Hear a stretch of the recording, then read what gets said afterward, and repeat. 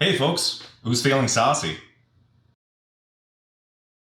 So today we're going to be making an easy hot sauce. Now there's all kinds of different difficult ways that you could go about this. There's pros and there's cons, but let me show you how easy it is to whip together something in about half an hour. Now you can use whatever chili that you want. For testing purposes, I have here a red one and a green one.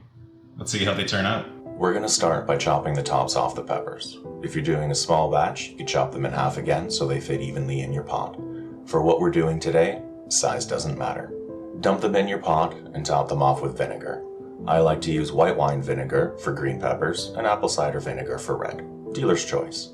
Get your pot on a low boil for about 20 minutes or so, preferably with the fume hood on or some windows open.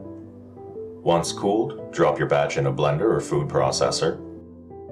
Add your salt and add your garlic. I'm going to cheat and substitute raw garlic with thyme, and then blend until smooth. As easy as that, we have one sauce down.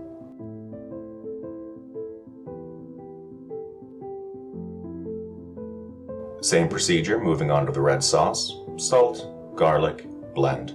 I find the color of a red sauce always comes out more exciting. And then we're done with sauce 2.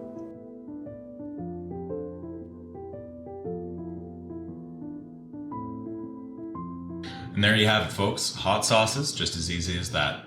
Now you'll notice that we have about twice as much green as we do red. I did notice that the red pot was evaporating faster than the green one. The lid probably didn't seal properly.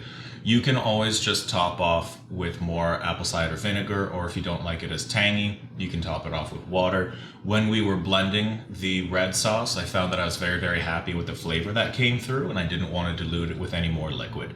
So with all the effort that we went through, I only have a little bit of red.